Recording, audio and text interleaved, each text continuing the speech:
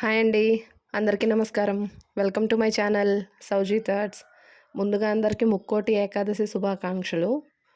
ముక్కోటి ఏకాదశి విశిష్టత ఏంటో తెలియజేస్తాను. సూర్య భగవానుడు ఉత్తరాయణానికి మారే ముందు వచ్చే ధనుర్మాస ఏకాదశి శుభదినం. నారాయణుడు ముక్కోటి దేవతలతో భూలోకంలో సంచరించే పుణ్యదినం. మురా అనే అసురుడిని మహావిష్ణువు సంహరించిన మంగళదినం. కురుక్షేత్ర సంగ్రామంలో అర్జునుడికి గీతోపదేశం జరిగిన పవిత్ర పర్వదినం. మనం నడిచే మార్గం ఉత్తమంగా ఉంటే చేరే గమ్యం వైకుంఠం. మనం తలచే ఆలోచనలు మంచిగా ఉంటే కలిగే ఫలితం వైకుంఠం. మనం చేసే సేవలు నిస్వార్థంగా ఉంటే కలిగే పుణ్యఫలం వైకుంఠం. మనం చేసే ప్రార్థనలు భక్తిభావంతో ఉంటే వచ్చే మోక్షం వైకుంఠం. మానవులకు ఒక సంవత్సరం అంటే దేవతలకు ఒక రోజు అని అర్థం. అందులో పగలు అంటే ఉత్తరాయణం, రాత్రి అంటే దక్షిణాయనం.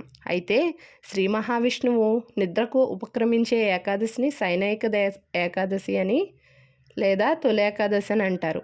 ఆ రోజు నిద్రకు ఉపక్రమించిన శ్రీ మహావిష్ణువు తిరిగి నిద్రలను లేచేది ముక్కోటి ఏకాదశి అనగా మార్గశిర పుష్య శుక్ల ఏకాదశి నాడే.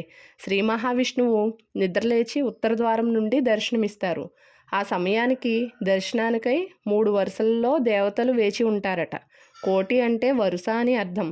అందుకే 3 వరుసల్లో ఉన్న దేవతల గణం ముక్కోటి దేవతలుగా ఈ ఏకాదశిని ముక్కోటి ఏకాదశి అని అంటారు. ముక్కోటి ఏకాదశికి ఒక ప్రత్యేకత ఉంది. ఈ పండుగ చాంద్రమానం ప్రకారం మరియు గమనం ప్రకారం వచ్చే ఏకైక పండుగ. అంటే ఈ పండుగ మకర సంక్రమణానికి సూర్యుడు మకర రాశిలో ప్రవేశించే సమయం సంక్రాంతి. ముందు వచ్చే శుక్లపక్ష ఏకాదశిని ముక్కోటి లేదా వైకుంఠ ఏకాదశి అంటారు.